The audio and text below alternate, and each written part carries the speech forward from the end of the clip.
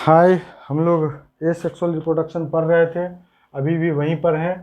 और आपको हम ये बता दें कि इसका अभी आगे जो बता रहे हैं, वेजिटेटिव प्रोपैगेशन बता रहे हैं कि जो रूट स्टेम और लीफ से होता है उसी में हम लोग आर्टिफिशियल तरीके से कटिंग करते हैं और कुछ में नेचुरली तरीके से भी होता है। जैसे कि मान लीजिए कि हम लोग खाते हैं स्वीट पोटैटो, एक में स्वीट पोटैटो, इसको कुछ नहीं करना है, सिर्फ ज़मीन में इसको डाल दीजिए और वहाँ से नया फिर न्यू वन निकल जाएगा। जैसे ही आप इसको ज़मीन में डालेंगे वहाँ से ग्रो होना शुरू हो जाएगा और नया निकल जाएगा। दूसरा होता है जैसे ओनियन, ये प्रोपैगेशन, ये रिप्रोडक्शन जो बता रहे हैं, सो वेजिटेटिव प्रोपैगेशन के अंदर दो हिस्सा होता है, एक नेचुरली और एक आर्टिफिशियली। मतलब नेचुरली भी रूट स्टेम लीफ से ऑटोमेटिक होता है और हम लोग करवा भी देते हैं, ठीक है ना। तो ये नेचुरली जो आपको बता रहे हैं, स्वीट पोटैटो में हुआ, ओनियन में हुआ,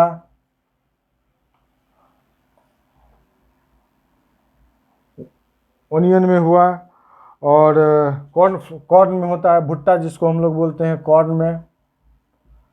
इसको भी आप छोड़ दीजिएगा तो वैसे ही फिर ये ऑटोमेटिक ग्रो कर जाएगा, ठीक है। पोटैटो हो गया, उसमें भी होता है, स्वीट पोटैटो और पोटैटो दोनों में। इस सब में नेचुरली है और इस सारे का हम लोग स्टेम खाते हैं। याद रखिएगा क्या खाते हैं इसका हम लोग। एडिबल पार्ट क्या है, तो एडिबल पार्ट को हम लोग स्टेम ही एडिबल पार्ट है। Sweet potato, onion, corn, potato, ये है। इसका सवाल पूछता है कि इस सब का एडिबल हम क्या खाते हैं। पोटैटो का क्या खाते हैं, रूट स्टेम और लीफ। हम लोग उसका स्टेम खाते हैं, समझ गए ना। इसको भूलिएगा नहीं। नेचुरल तरीके से एक और होता है बाय लीफ। नेचुरली तरीके से, नेचुरली एक और तरीका है बाय लीफ। किस में होता है, तो ब्रायोफिलम में।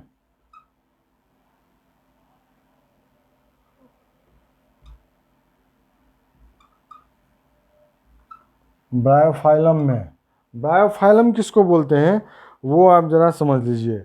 ब्रायो मीन्स होता है काई, आपको पहले भी बताए थे, काई जिसपे पैर फिसलता हो, ग्रीनिश ग्रीनिश दिखता है, उसके लीफ पर ऑटोमेटिक एक बड निकलता है, ठीक है। और उसको हम लोग बोल सकते हैं क्या, नॉच, मतलब कोई लीफ है, जैसे मान लीजिए इसका बड़ा काई टाइप का, बहुत आप कहीं पर जाइएगा इस तरीके से बहुत सारा काई ग्रीनिश दिखाई देगा। ये ग्रीनिश दिखाई देता है, किस कलर में दिखा आता है, तो ग्रीन। उसमें से एक को अगर आप यहाँ से उठा के यहाँ लाते हैं तो वो इस टाइप से दिखेगा।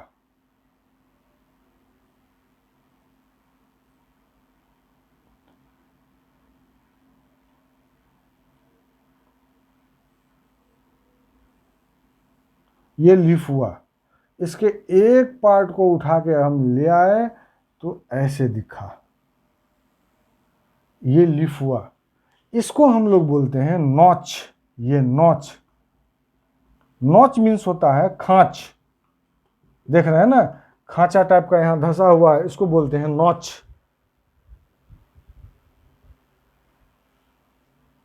इस नॉच में एडवेंटिटियस बड निकलता है।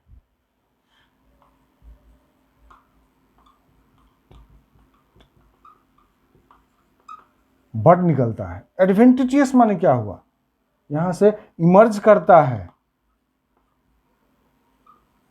मतलब बाहर की ओर निकलता है। यहां से एक ये निकला बड टाइप का, और यही झड़ के जो इसका फेवरेबल कंडीशन आया, जमीन पे गिरा, सॉइल में, और यहाँ से एक प्लांट ग्रो कर गया। ये भी नेचुरल तरीके से हुआ बाय लीफ। किस में होता है, ब्रायोफिलम में। ब्रायोफाइलम मीन्स होता है कि जो काई टाइप का प्लांट हो, इसको हम लोग बोलते हैं ब्रायोफाइलम। और इसके लीफ के मार्जिन पर या नॉच में एडवेंटिटियस एक स्ट्रक्चर, मतलब एडवेंटिटियस आप उसको बोल सकते हैं कि बड, एडवेंटिटियस बड निकलता है जो बाद में जाके ये न्यू प्लांट में ग्रो कर लेता है। समझ गए? अब है जैसे एक और, ये जो अभी आपको बताए हैं कि एडवेंटिटियस टाइप से जो निकलता है उसका एक और उदाहरण है जिसको हम लोग बोलते हैं दूब। दूब घास देखा है ना आप लोग जमीन पे कैसे होता है? अब उसको एक पकड़ के उखाड़िएगा, यहाँ उखाड़िएगा तो यहाँ से लेके वहाँ तक वो उसका देखिएगा लगा हुआ है, उखाड़ के देखिए, दूब जिसको बोलते हैं। और देहात में उसको लोग बोलते हैं दूब, जिससे पूजा होता है। वो घास जिससे पूजा होता है उसका क्या स्ट्रक्चर रहता है?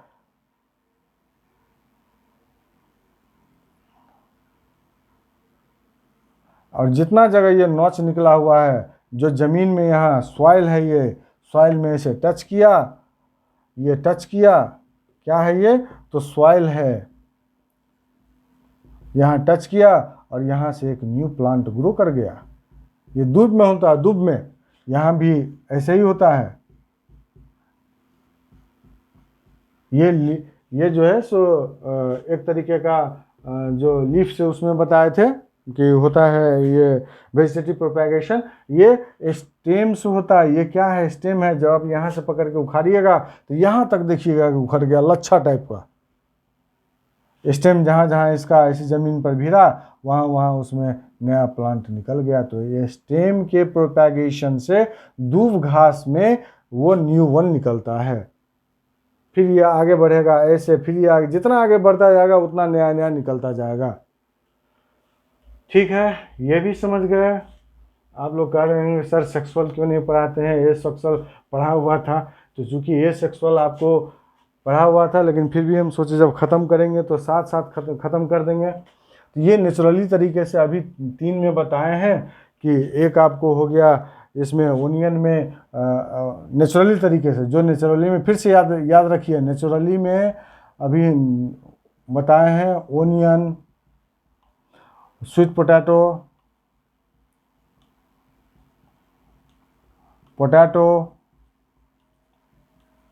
और किसमें अभी बताए थे गिंगर,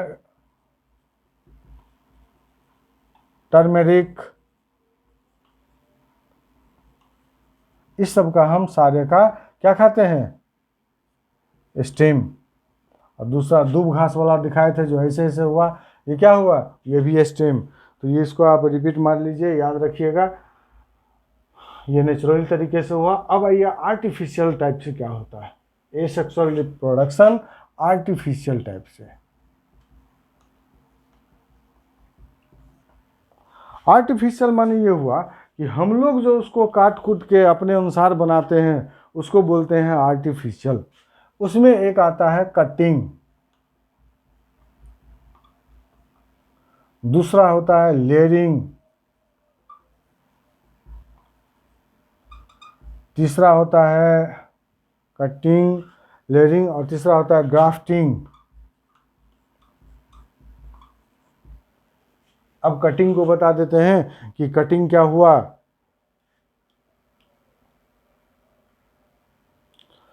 ये किसी भी प्लांट है, कोई प्लांट है ऐसे ऐसे,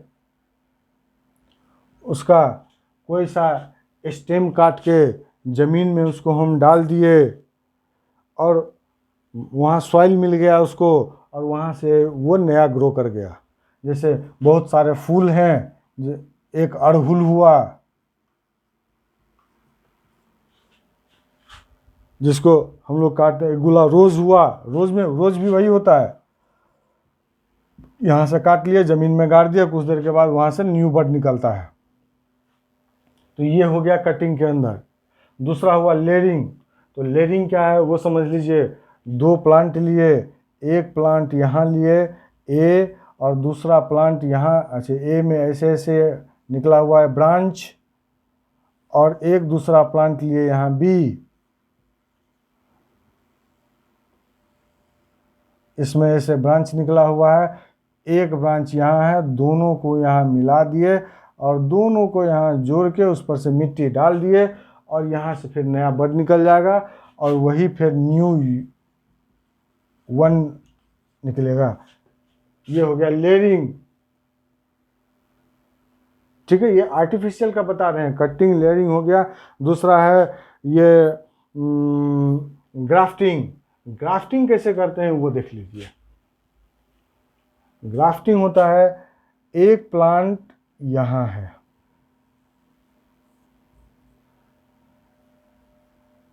इस टाइप का, दूसरा प्लांट यहाँ है, वो भी इस टाइप का। ये प्लांट ए हो गया, ये प्लांट बी हो गया। इसमें से कोई एक स्टेम हम निकाले, ये लीफ हो गया, कोई स्टेम हम इसमें से निकाले, यहां से निकाले, उसको किए क्या वो देख लीजिए। इस प्लांट ए को जो सॉइल में है, जो ऑलरेडी सॉइल में है, प्लांट ए,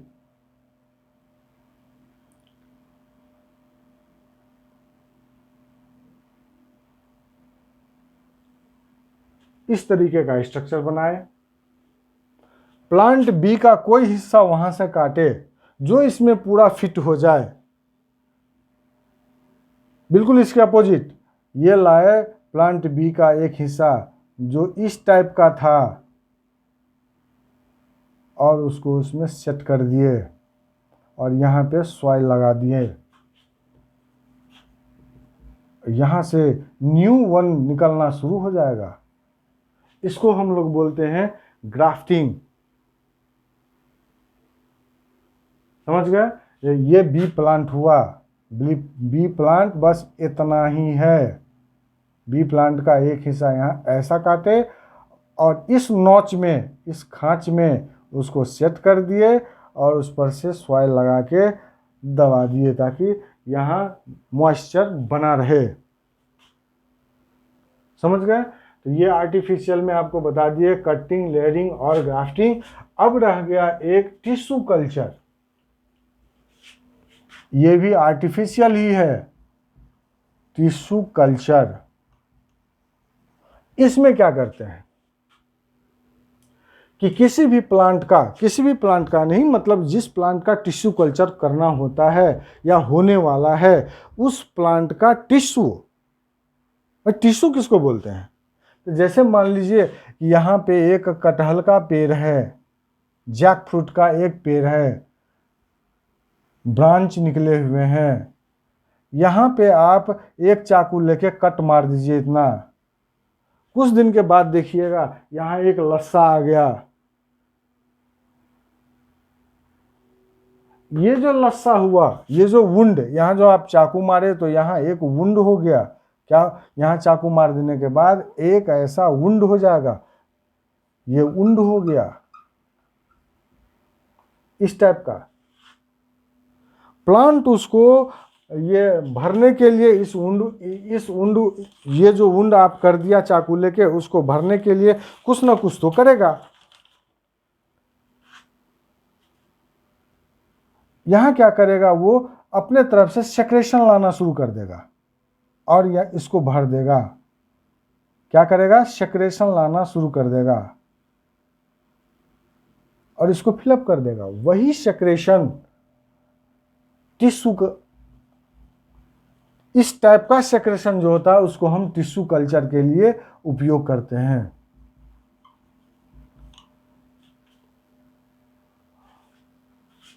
और उसको हम लोग बोलते हैं एक्सप्लांट। ये जो यहाँ से इतना मांस मुखार के लाए, जो आपने यहाँ वुंड किया था, वुंड करने के बाद जो प्लांट हीलिंग करने के लिए अपना जो कुछ भी सेक्रेट किया, इस मांस को जो हम अलग किए, इस मांस को हम लोग बोलते हैं एक्सप्लांट।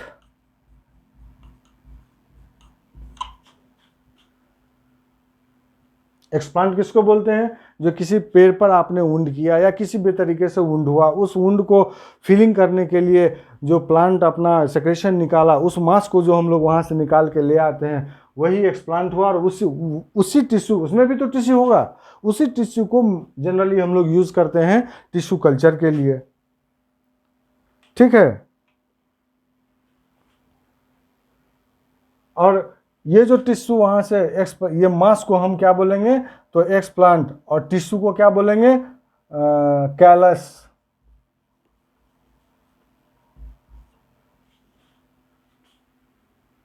समझ गए?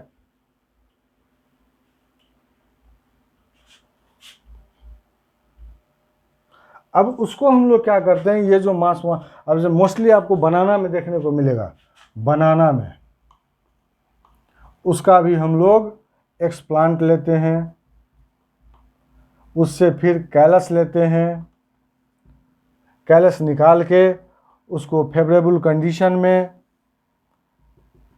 उचित टेम्परेचर, उचित वाटर टेम्परेचर, वाटर, उचित सॉइल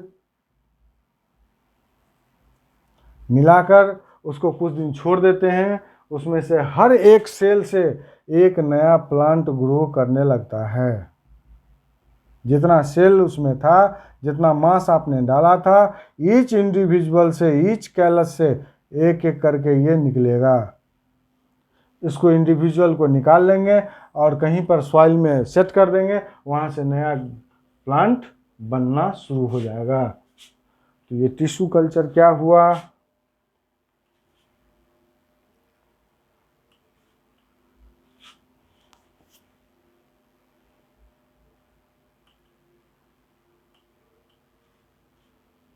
ठीक है, टिश्यू कल्चर आप लोगों ने समझ लिया।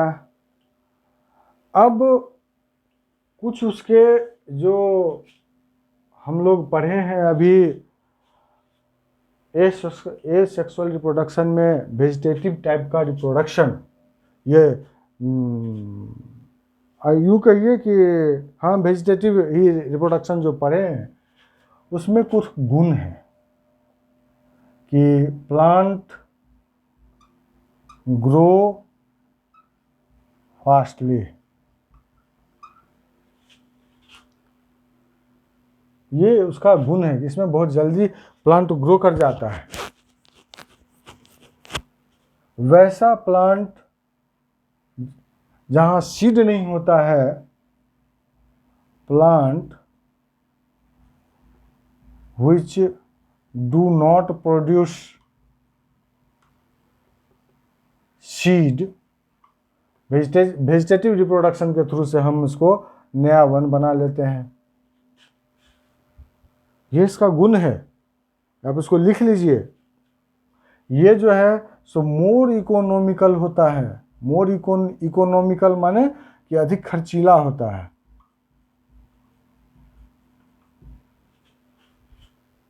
ठीक है। दूसरा हुआ कि इससे जो हम लोग न्यू वन बनाते हैं बिल्कुल पेरेंट के जैसा होता है। जैसा पेरेंट होगा उसी टाइप का ये आइडेंटिकल होगा, बिल्कुल आइडेंटिकल। जैसा मीन्स आइडेंटिकल समझ लीजिए, आप आइडेंटिकल बोलिए। ठीक है। अब है इसका कुछ डिसएडवांटेज भी है, मतलब इसमें गुण इतने हैं तो अवगुण भी है। अवगुण क्या क्या है कि अगर किसी प्लांट को कोई बीमारी है, कोई बीमारी लग गया है, तो वो बीमारी भी नए प्लांट में आ जाता है। पेरेंट में अगर बीमारी है तो वो न्यू वन में भी आ जाता है। इस बीमारी से हम प्लांट को नहीं बचा पाते हैं। ये मोर एक्सपेंसिव था, उसमें खर्च अधिक लगता है, और यही इसका एक ड्रॉबैक है। देख लिया आप लोगों ने।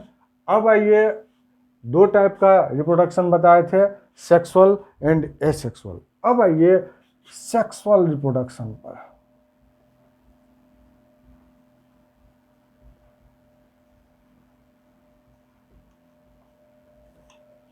ये सेक्सुअल रिप्रोडक्शन क्या है?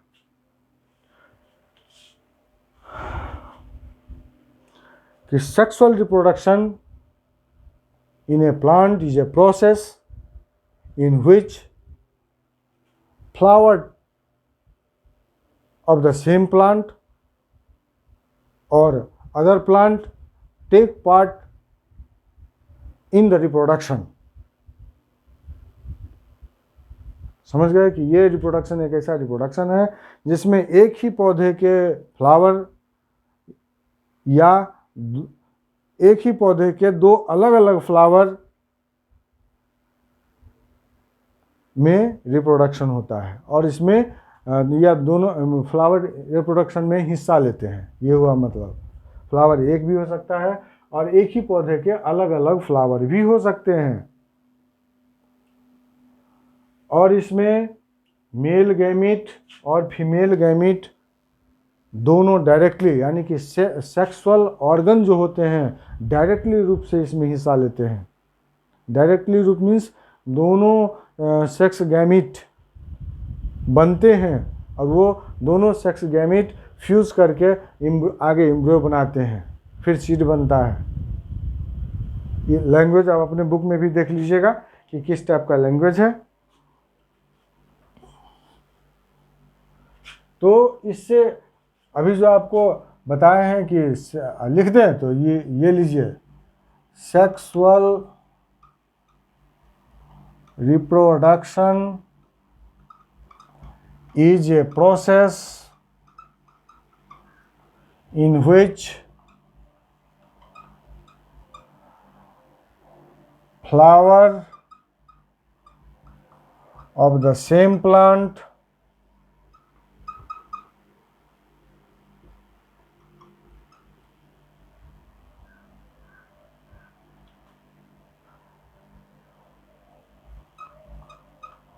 take part in reproduction by producing male and female gamete।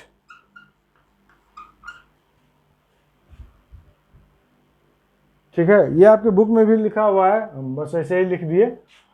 और अब इसका मतलब ये हुआ कि फ्लावर जो है सो डायरेक्टली रूप से सेक्सुअल रिप्रोडक्शन में हिस्सा लेता है, क्योंकि और इसका मतलब ये हुआ कि जितने भी ये सेक्स ऑर्गन होते हैं वो फ्लावर में ही अवस्थित होते हैं, सिचुएटेड होते हैं, तभी तो फ्लावर ये सेक्सुअल रिप्रोडक्शन में हिस्सा लेते हैं।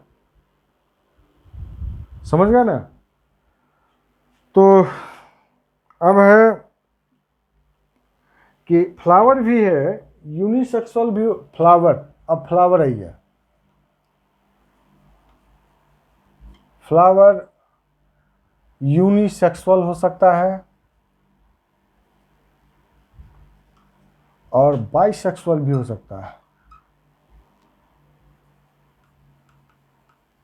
बाइसेक्सुअल माने इसको हम बोलते हैं हर्माफ्रोडाइट। इसका मतलब होता है कि वो फ्लावर जिसमें मेल और फीमेल दोनों हो, इसको हम लोग बोलते हैं मेल। और इसी को ऐसे काट देंगे तो ये हो गया फीमेल, मतलब मेल गैमिट और फीमेल गैमिट दोनों हो, उसको हम बाइस। एक ही प्लांट के एक फ्लावर में दोनों हो सकते हैं, या ये भी हो सकता है कि एक प्लांट में 10 फ्लावर लगे हुए हैं, सभी यूनिसेक्सुअल होंगे, और दूसरे प्लांट से आएगा उसका ये पोलन ग्रेन या मतलब मेल या फीमेल गैमिट, या फिर दूसरे पर जाएगा फीमेल गैमिट। ठीक है, ये दोनों टाइप का होता है।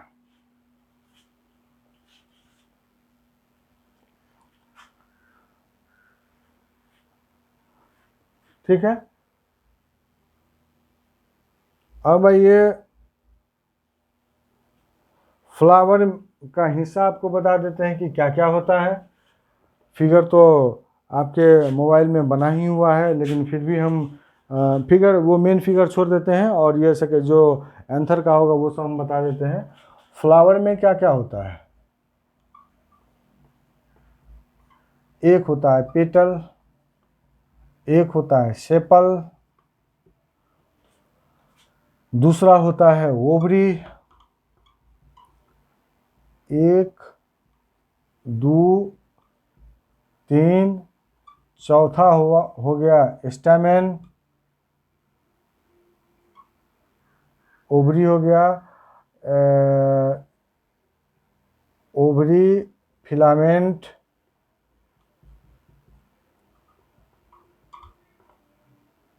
पांचवा हो गया एंथर, छठा हो गया ओव्यूल, ओवरी में रहता है ओव्यूल। ठीक है, तो हम लोग यहाँ एंथर और फिलामेंट को मिला के, मतलब एंथर प्लस फिलामेंट,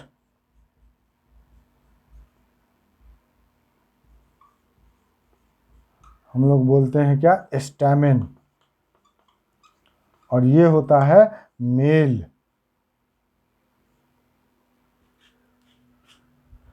ये चिन्ह का मतलब हुआ इसका जो गैमीट बनता है वो मूव करता है, और फीमेल का गैमीट मतलब जहाँ होता है वहीं वो अपने पार्ट में मूव करता है, दूसरी जगह नहीं जाता है। ये स्टैमेन हो गया। दूसरा हम लोग बोलते हैं ओवरी, ओव्यूल, ओवरी, ओव्यूल, अच्छा इसमें एक रह गया और स्टाइल और स्टिग्मा, ये तो छूट ही गया। तो ovary, ovule, style plus stigma, इतना को मिला के हम लोग बोलते हैं पिस्टिल, और ये होता है फीमेल पार्ट। पिस्टिल होता है फीमेल पार्ट, स्टैमिन हो गया मेल पार्ट। ठीक है, अब उसके आगे बढ़ रहे हैं।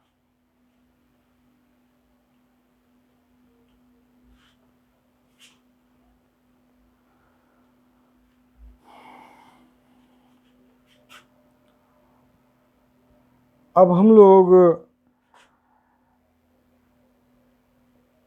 स्टैमेन को देखते हैं। स्टैमेन जो मेल पार्ट हुआ,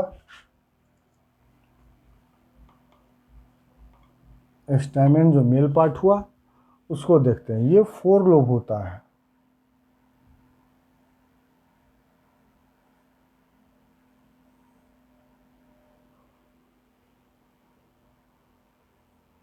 फोर लोब में होता है।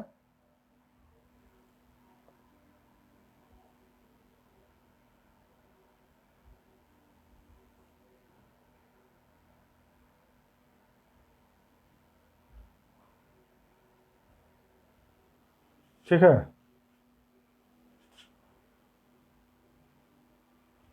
फोर लोब, लोब संख्या 1, 2, 3 और 4।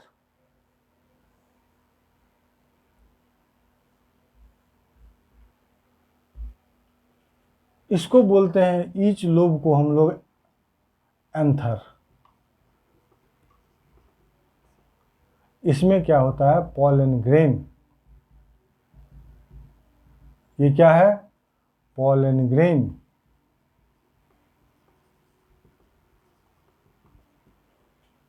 इसमें भी पॉलन ग्रेन है, ये भी पॉलन ग्रेन है। तो एंथर जो है सो कितने, ये हो गया आपका फिलामेंट, नीचे का हिस्सा हो गया फिलामेंट।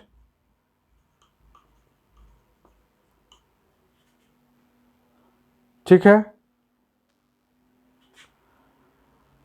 ये 4 लोब हुआ। एक लोब इसका हो गया, मतलब एक लोब ये हुआ, दूसरा लोब में ये आ गया, तीसरा लोब में ये आ गया, चौथा लोब में यहाँ नीचे से दिख रहा है।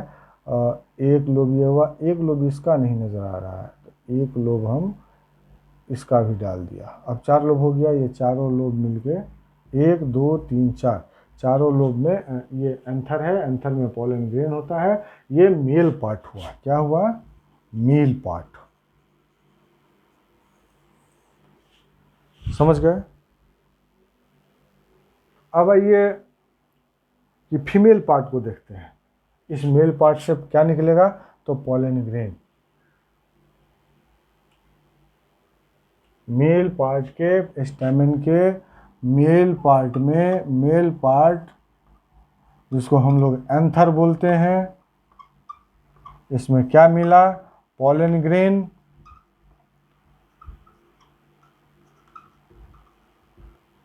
जो मेल गैमीट कहलाया,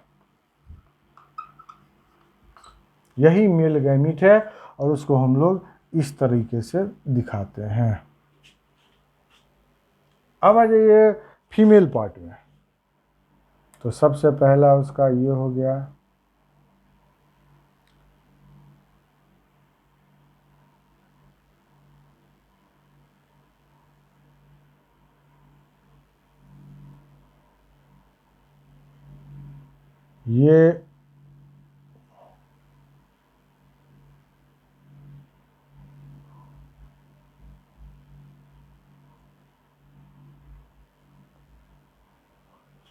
ये हो गया आपको स्टिग्मा, जो नेचर में चिपचिपा होता है। चिपचिपा क्यों होता है, क्योंकि इस पर जो पॉलन ग्रेन आए तो पकड़ ले उसको, ठीक है, इसलिए चिपचिपा होता है। और ये हो गया स्टिग्मा, ये हो गया ओवरी, ये हो गया ओव्यूल, और इसको हम लोग बोलते हैं स्टाइल। इस सभी को मिला के क्या बोलते हैं, पिस्टिल। तो पिस्टिल हो गया फीमेल पार्ट, स्टिग्मा हो गया सबसे अपर पार्ट जो चिपचिपा होता है नेचर में, स्टाइल हो गया वो ट्यूब, ये हो गया ओवरी, और ये हो गया ओव्यूल। तो ओव्यूल के अंदर से ये जो आप देख रहे हैं ये एक एक एग है, यानी यहाँ पर 3, 4, 5, 6, 7, 14 एग है, समझ गए। तो इससे यहाँ से क्या मिलेगा हमको, एग, जिसको हम लोग फीमेल गैमिट भी बोल सकते हैं। और ये कैसा होता है, तो वो भी इसी तरीके से होता है, सिर्फ पीछे में इसको कटा हुआ रहता है, ठीक है। अब जो है सो इसके बाद हम लोग पॉलिनेशन बताते हैं कि पॉलिनेशन क्या है। अब मतलब ये तो दिखा दिए कि मेल और ये फीमेल गैमिट निकला, female gamete and male gamete निकला किससे, तो प्लांट के फ्लावर से, ये तो आपको दिखा दिए। अब क्या होता है कि एक प्रोसेस है जिसको हम लोग बोलते हैं पॉलिनेशन। पॉलिनेशन के द्वारा male gamete from anther, male gamete from anther and female gamete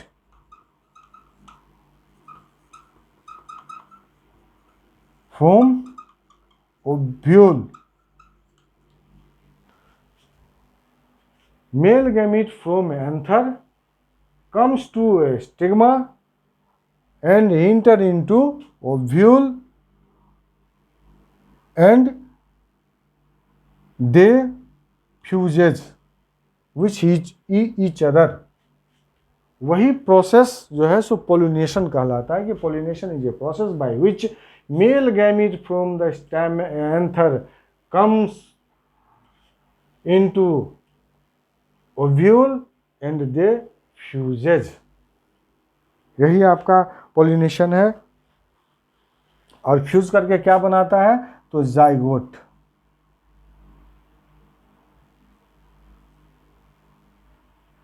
zygote, ये जो आपको सॉरी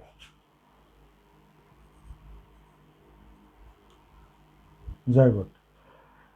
अब ये अलग अलग, ये मेल गैमिट हो गया, सॉरी फीमेल गैमिट हो गया, और ये मेल गैमिट हुआ, दोनों सिंगल सेल होते हैं।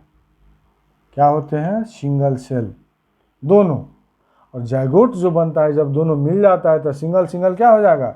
डबल सेल हो जाएगा, डबल सेल का बना होता है। बाद में इसका डिवीजन है, मतलब 2 से 4, 4 से 6, 4 से 8, 8 से 16, इस तरीके से। वो आप लोगों को पढ़ना नहीं है। माइटोसिस और मियोसिस डिवीजन होता है, वो आपको पढ़ना नहीं है। तो पोलिनेशन का ये आप देख लीजिएगा, जो डिफिनीशन है आपके बुक में, और जितना हम यहाँ समझा दिए वो भी समझ जाइए। अब पोलिनेशन जो है सो बहुत तरीके से होता है। एक पोलिनेशन का प्रोसेस दिया हुआ है कि कितने टाइप से पोलिनेशन होता है।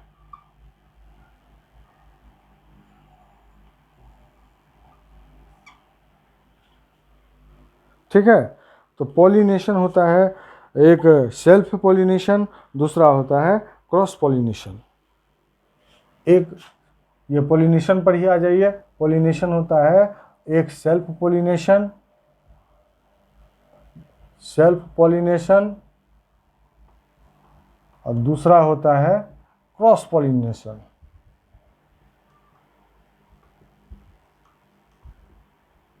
सेल्फ पोलिनेशन को हम लोग ऑटोगैमी भी बोलते हैं। ऑटो माने ये होता है स्वयं, ऑटो माने क्या होता है? स्वयं। और इसको बोलते हैं एलोगैमी, एलोगैमी। यहाँ एलो मीन्स होता है डिफरेंट, एलो मीन्स डिफरेंट, ये हो गया सेल्फ। जो गैमी का अर्थ यहाँ होगा वही गैमी का अर्थ वही होगा, मतलब पोलिनेशन हुआ है। ठीक है, तो ये दो प्रकार का हुआ, एक सेल्फ पोलिनेशन, एक क्रॉस पोलिनेशन, ऑटोगैमी और एलोगैमी। तीसरा हुआ क्रॉस पोलिनेशन में bye insect, by wind, by water, और वाटर हो गया, विंड हो गया, या कोई भी any other external factor, any other external factor cross pollination के अंदर हो गया। ठीक है, तो इंसेक्ट में क्या होता है कि जब ये इंसेक्ट के द्वारा होगा। अब थोड़ा एक चीज़ और यहाँ देख लीजिए,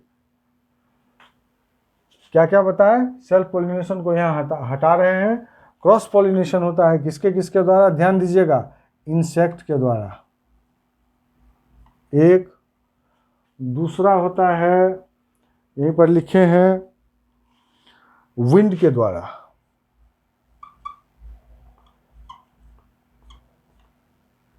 तीसरा होता है विंड और वाटर के द्वारा। जब इंसेक्ट के द्वारा होगा क्रॉस पोलिनेशन,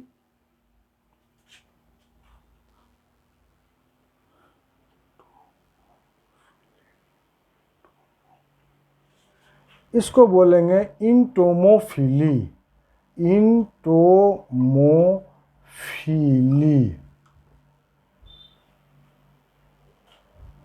इंटोमो मीन्स होता है इंसेक्ट। दूसरा होता है जब विंड के द्वारा होता है तो उसको हम लोग बोलते हैं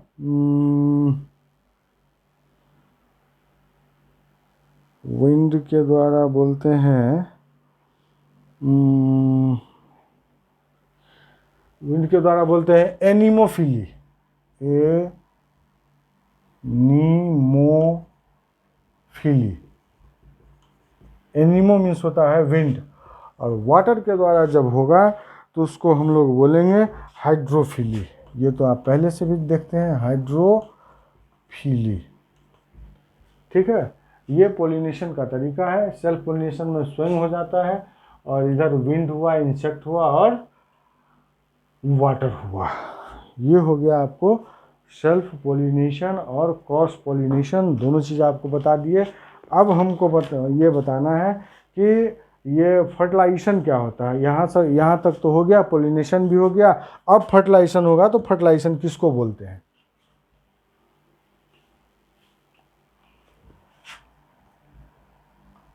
फर्टिलाइजेशन, ठीक है। when pollen grain when pollen grain carried out from the anther of the stamen and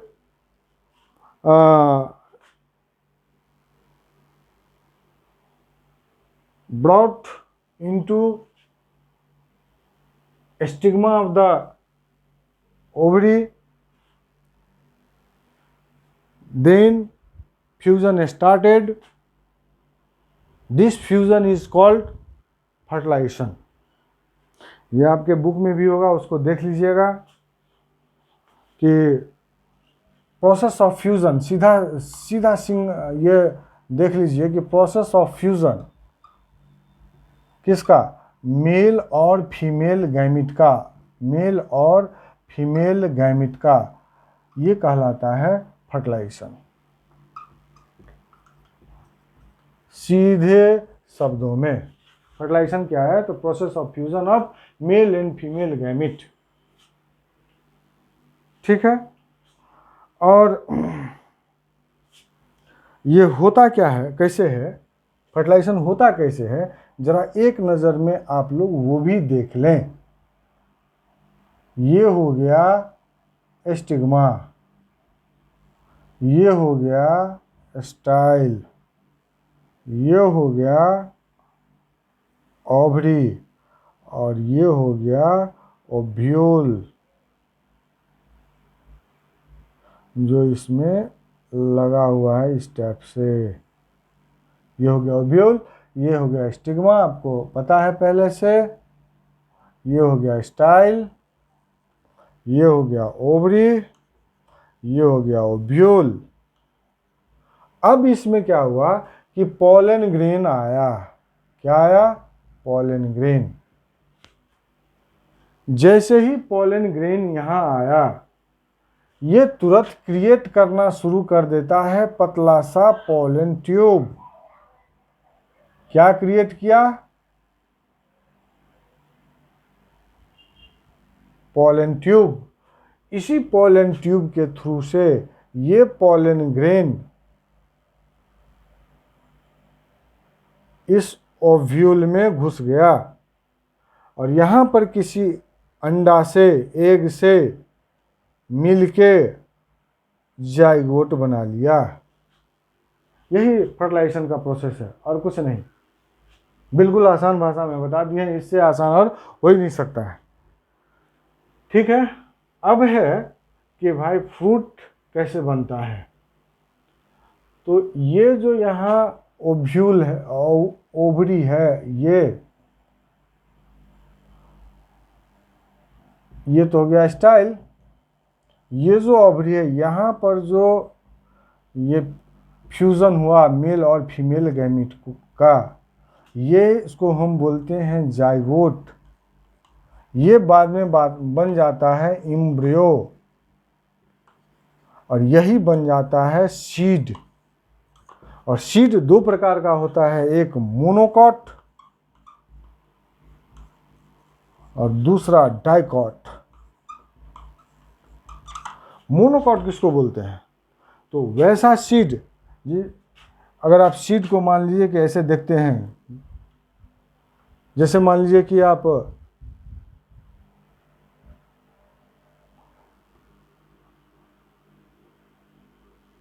गेहूं ले लीजिए,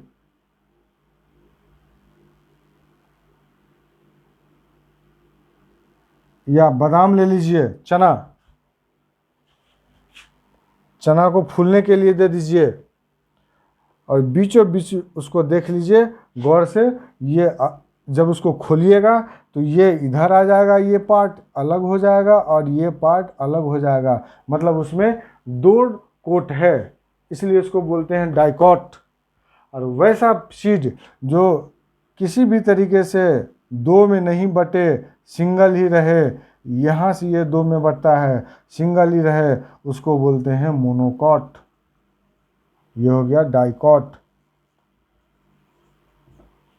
समझ गए? अब है सीड बन गया। अब सीड का डिस्पर्सल होता है। तो सीड का डिस्पर्सल क्यों होता है, मुंह से ही बता देते हैं कि डिस्पर्सल ऑफ सीड में क्या होता है कि जो सीड बना वो सीड का फिर खुलना भी ज़रूरी है, खुलेगा तभी तो फिर नया प्लांट निकलेगा। तो अगर मान लीजिए कि किसी कहीं पे सीड बना 10, 15, 20 या 10,000 की संख्या में, अगर वो वहीं पे डिस्पर्स हो जाए तो सारे सीड वहीं पर जर्मिनेट हो जाएगा। और उससे क्या होगा कि सारे सीड जब एक ही जगह जर्मिनेट होंगे तो उसको पानी नहीं मिलेगा अच्छा से, न सॉइल का न्यूट्रिएंट मिलेगा अच्छा से, वो ठीक से ग्रो नहीं कर पाएगा।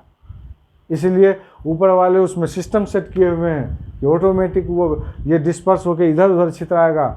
कुछ विंड से जाता है, जैसे रुई कॉटन का होता है, वो देखिए हवा, तेज़ हवा चलेगा, पेड़ से निकल के वो अगल बगल 2-2 किलोमीटर तक चला जाता है, वहाँ उसका सीड गिरेगा और वहाँ दूसरा रुई का पेड़ निकलेगा। तुअर का दाल देख लीजिए, तुअर जिसको हम लोग राहर बोलते हैं, उसको आप